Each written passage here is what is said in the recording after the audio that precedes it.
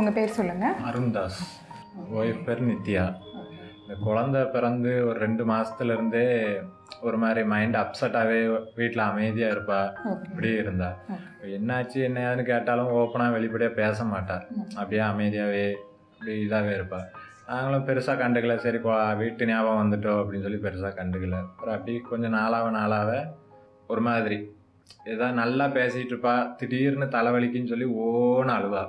தலைவலிக்கு என்னால் தாங்க முடியல அப்படின்பா. அப்புறம் அதுக்கப்புறம் திருமணமாகி எத்தனை வருடங்கள்? 1.5 வருஷம். 1.5 வருஷம். இந்த 1.5 வருஷத்தில் அவங்க எத்தனை தடவை அந்த மாதிரி நடந்திருக்காங்க?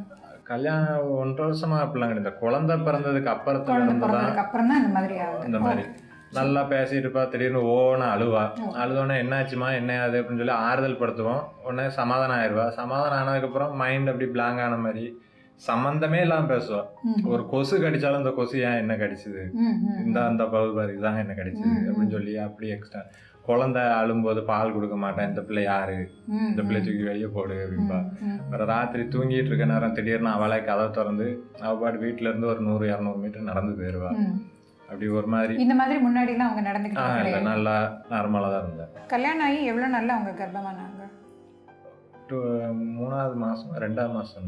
ஓகே. அந்த கர்ப்ப காலத்தில் வந்துட்டு அவங்களுக்கு நிறைய மனக்குழப்பங்கள், மன உளைச்சல்கள் இருந்ததா? ஸ்டார்டிங் ஒரு 8 மாதம் வரைக்கும் எந்த ஒரு பிரச்சனையும் இல்லை. ஏன்னா அவங்க வீட்டில் பேசி நல்லா கலகலப்பாக இருந்தா, எங்கள் வீட்லேயும் கம்ஃபர்டபுளாக இருந்தேன். 8வது மாதத்துக்கு அப்புறம் அவங்க வீட்டில் இந்த வளகாப்புக்கும் டெலிவரிக்கும் ஒரு சரியான பதில் சொல்லலை.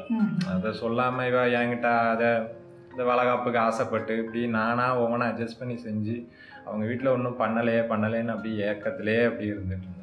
ஸோ கர்ப்பமாக இருந்தபோது அவங்க பேரண்ட்ஸோ அம்மா அப்பா எல்லாம் சரியாக பேசலை அப்படின்னு வருத்தம் அவங்களுக்கு இருந்தது. அந்த சமயத்தில் நீங்கள் எப்படி பார்த்துக்கிட்டீங்க? உங்கள் கூட எதுவும் அவங்களுக்கு சண்டை, அடிக்கடி சண்டை போடுறது அந்த மாதிரி ஏதாவது?